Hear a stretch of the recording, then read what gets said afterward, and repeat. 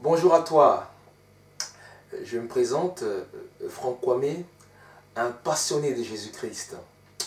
Aujourd'hui, je suis heureux de te retrouver, toi qui me vois certainement sur YouTube, sur Facebook, au travers de cette vidéo que j'intitule « Laisse Jésus te parler aujourd'hui ». Je ne sais pas de quelle confession religieuse tu viens. Il y a des gens qui me disent qu'ils sont athées. Il y a des gens qui me disent qu'ils sont catholiques. Il y a des gens qui me disent qu'ils sont évangéliques. Il y a des gens qui me disent qu'ils sont musulmans. Il y a des gens qui me disent qu'ils sont bouddhistes. Toutes ces dénominations sont des religions. Oui, ce sont des religions. Mais aujourd'hui, la question que j'ai à te poser aujourd'hui est de savoir, est-ce que ces religions ont changé ta vie? Est-ce que être évangélique a changé ta vie? Est-ce que être catholique a changé ta vie? Est-ce que être musulman a changé ta vie? Est-ce que être bouddhiste a changé ta vie?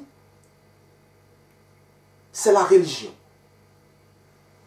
J'aimerais définir rapidement ce qu'est la religion. La religion, c'est un ensemble de dogmes, de pratiques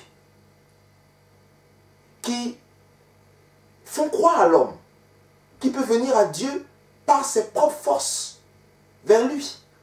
L'homme essaye de venir vers Dieu. L'homme essaye de plaire à Dieu par ses forces. Il fait tout ce qu'il peut pour essayer d'arriver à un schéma moral, un schéma de perfection par ses œuvres. Mais l'homme n'y arrive pas. Tu es musulman, tu as plusieurs pratiques à faire pour espérer être au paradis. Tu es bouddhiste, tu as des pratiques à faire. Tu dois chercher à maîtriser ton âme. Tu dois chercher à contrôler ton âme par des pratiques humaines. Tu dois faire des jeûnes. Tu dois faire un ensemble de choses pour essayer de purifier ton âme. Pour d'autres, c'est en allant à l'église chaque dimanche qui se donne bonne conscience. Cette religion que tu as, est-ce qu'elle a sauvé ton âme? Cette religion que tu as, est-ce qu'elle a donné la paix à ton cœur? C'est la question que je pourrais te poser.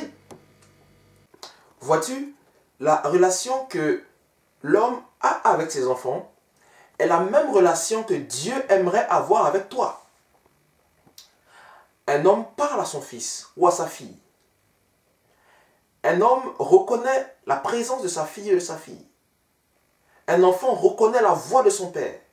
Un enfant connaît son père. Un enfant est l'héritier légitime de son père. Un enfant ressemble à son père.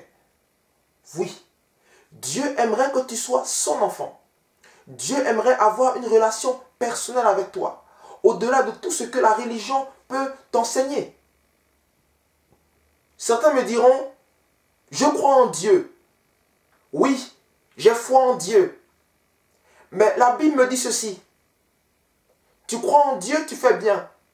Les démons aussi croient en Dieu et ils tremblent. Vois-tu, croire en Dieu n'est pas suffisant. Les démons aussi croient en Dieu. Mais aujourd'hui, Dieu aimerait que tu ailles plus loin que cette simple croyance en Dieu. Jésus-Christ a dit, je suis le chemin, la vérité et la vie. Nul ne vient au Père que par moi. Jésus-Christ, à l'instar de ce que beaucoup de gens peuvent dire, est le seul vrai Dieu. Il est venu sur la terre en forme d'homme et il a porté le prix de tes péchés. Il a porté ta condamnation. Il s'est fait pécher à ta place afin de te permettre d'avoir une relation avec Dieu, afin de te permettre de pouvoir entrer en contact avec Dieu. Toi, jeune qui me regarde, Jésus-Christ t'apporte une relation et non une religion. La parole de Dieu me dit que la vie éternelle, c'est qu'ils te connaissent, toi le seul vrai Dieu, et Jésus-Christ, celui que tu as envoyé. Oui, je te parle encore d'une relation avec Dieu, et non d'une religion. Le salut de ta vie est une question de relation et non une question de religion. La Bible dit encore que l'Esprit de Jésus te conduira dans toute la vérité, dans toute la vérité de ta vie.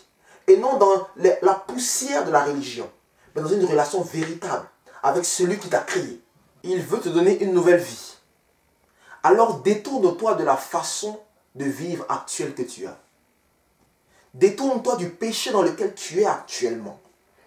Et accepte la vie de Jésus. Accepte-le dans ta vie comme Seigneur. Et comme celui qui peut te sauver de la vie que tu mènes actuellement. Celui qui peut te plonger dans l'éternité. Celui qui peut remplir ton cœur de paix. Celui qui peut remplir ton cœur de joie. Celui qui peut remplir ton cœur de bonheur. Jésus t'aime et veut te connaître quelle que soit ta situation. Je te parle d'une relation et non de la religion. Jésus a dit, mes brebis entendent ma voix. Je les connais et elles me suivent. Alors que feras-tu? Resteras-tu dans cette vie religieuse qui ne peut te sauver? Ou vas-tu courir dans les bras de Jésus-Christ? Lui ouvrir ton cœur et désirer ardemment le recevoir? Telle est la question. J'aimerais te laisser avec ce passage de l'Écriture dans le livre de Romains chapitre 10 à partir du verset 9. La Bible dit ceci, si tu confesses de ta bouche le Seigneur Jésus et si tu crois dans ton cœur que Dieu l'a ressuscité des morts, tu seras sauvé. Car c'est en croyant du cœur qu'on parvient à la justice et c'est en confessant de la bouche qu'on parvient au salut. Selon ce que dit l'Écriture, quiconque croit en lui ne sera point confus.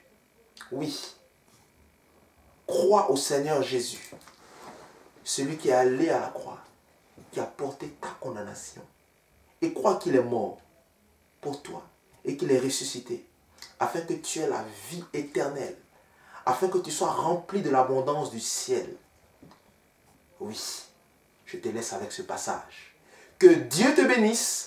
À la prochaine. Bye bye.